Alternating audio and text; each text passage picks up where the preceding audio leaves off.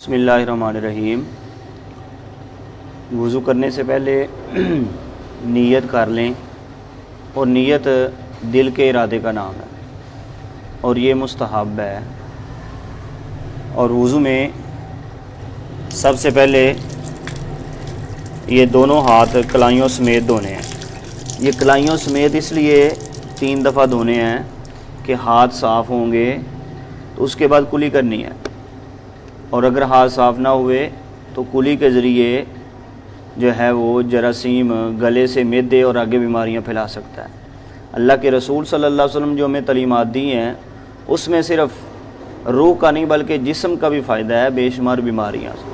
تو 3 دفعہ ہاتھ اس لیے دھوتے ہیں تاکہ جو ہے اس کے بعد کلی کرنی ہے، اور کلی کرنے میں جو ہے وہ ہاتھ صاف ہوں گے تو پھر بیماری اور جراثیم کا معدے تک پہنچنا مشکل ہو جائے گا۔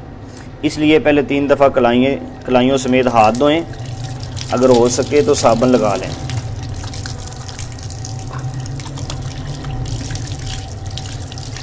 اس کے بعد کلی کرنی ہے۔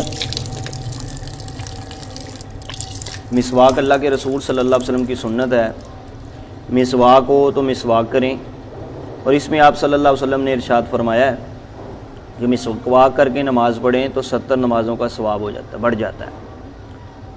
اس لیے مسواک اگر مسواک نہ ہو تو دائیں ہاتھ کی شہادت کی انگلی کو اچھے طریقے سے منہ کے اندر پھیریں 3 دفعہ۔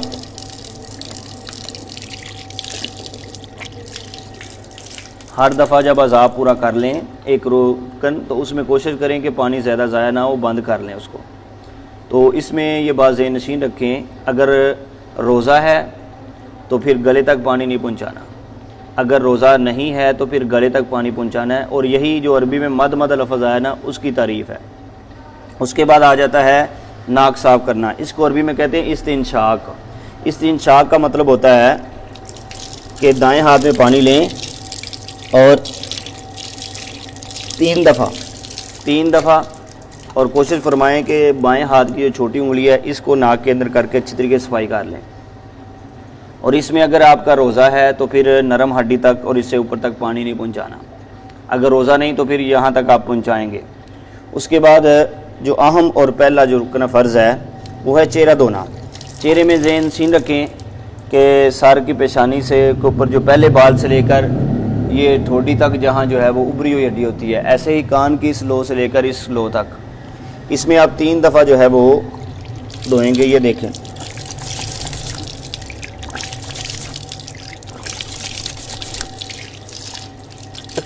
اس میں 2 چیزوں کا آپ نے خصوصی خیال رکھنا ہے۔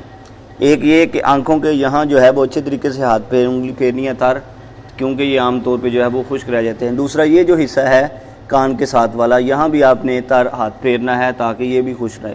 اس میں آپ اہتمام کریں گے تو پھر یہ تر ہوگا۔ داڑھی میں یہ ہے کہ اگر آپ کی داڑھی جہاں نیچے سے جو کھال نظر آتی ہے تو اس کو نیچے تک دھونا فرض ہے۔ اگر نظر نہیں آتی، گھنی داڑھی ہے تو اس کا خلال ہی کافی ہے۔ اور خلال کا سنت طریقہ یہ ہے، آپ پانی لیں اس طرف اور نیچے سے اوپر کی طرف، اور 1 دفعہ ہی یہ کافی ہے خلال۔ اور اس کے بعد آپ نے جناب والا بازو دھونا ہے، پہلے دایاں بازو، اور یہ 3 دفعہ۔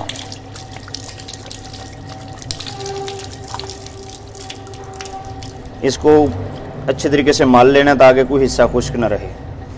ایسے ہی دوسرا بازو دھونا ہے، اس میں بھی آپ نے بازو دھونے میں یہ بات ذہن نشین رکھنی ہے آپ نے کہ ہاتھ سے پانی اوپر کی طرف جائے، اوپر سے نیچے کی طرف نہیں آنا چاہیے، ہاتھ سے اوپر کی طرف، اور یہ بھی 3 دفعہ۔ اور پھر اس کے بعد اچھے طریقے سے مال لیں تاکہ کوئی حصہ خشک نہ رہے۔ اس کے بعد آ جاتا ہے مسح۔ مسح میں طریقہ کار یہ ہے کہ یہ 3 انگلیاں آپ اس طرح آپ جوڑیں، جوڑنے کے بعد یہ انگلیاں آپ نے پیچھے تک لے کے جانی ہیں، اور واپسی یہ ہاتھ کی ہتھیلی واپس لے کے آنی ہے۔ اس کے بعد یہ جو شہادت کی انگلی ہے یہ کان کے اندر پھیرنی ہے اچھے طریقے سے، پھر یہ انگوٹھا جو ہے وہ بیک سائڈ پہ کان کے، اور یہ ہاتھ کا بیک والا حصہ جو ہے وہ گردن کا مسح یہ مستحب ہے۔ طحاوی شریف میں جلد نمبر 1 صفحہ نمبر 21 میں بھی موجود ہے، موجم طبرانی کبیر کے اندر بھی موجود ہے، مسند الفردوس کے اندر بھی حدیث باغ موجود ہے۔ مختلف صحابہ، حضرت وائل بن حجر کی طویل حدیث ہے، اس کے اندر بھی آخر میں یہ گردن کا مسح موجود ہے۔ اس کے علاوہ حضرت موسیٰ بن طلحہ اور دیگر صحابہ نے اس کو جو ہے روایت کیا، اور یہ مستحب ہے۔ مستحب کا مطلب ہوتا یہ ہے کہ کریں گے تو اس کا ثواب ہے، نہ کریں گے تو اس کا گناہ نہیں ہے۔ تو یہ گردن کا مسح جو ہے وہ اس طریقے سے کریں گے آپ، یعنی بیک سائڈ جو ہاتھ کی ہوگی اس کے ساتھ آپ کریں گے۔ یہ گلے کا مسح منع ہے، مکروہ ہے، اور گردن کا مسح مستحب ہے۔ اس کے بعد آپ پاؤں آپ نے دھونے ہیں۔ پاؤں میں بھی یہی، پہلے آپ نے دایاں دھونا ہے، 3 دفعہ دھونا ہے۔ اگرچہ انگلیوں میں پانی چلا بھی جائے پھر بھی اللہ کے رسول صلی اللہ علیہ وسلم کی سنت سمجھ کر آپ نے یہ جو ہے وہ اس کا خلال کرنا ہے۔ اسی طریقے سے بائیں پاؤں کو بھی آپ نے اچھے طریقے سے دھونا ہے اور 3 دفعہ دھونا ہے۔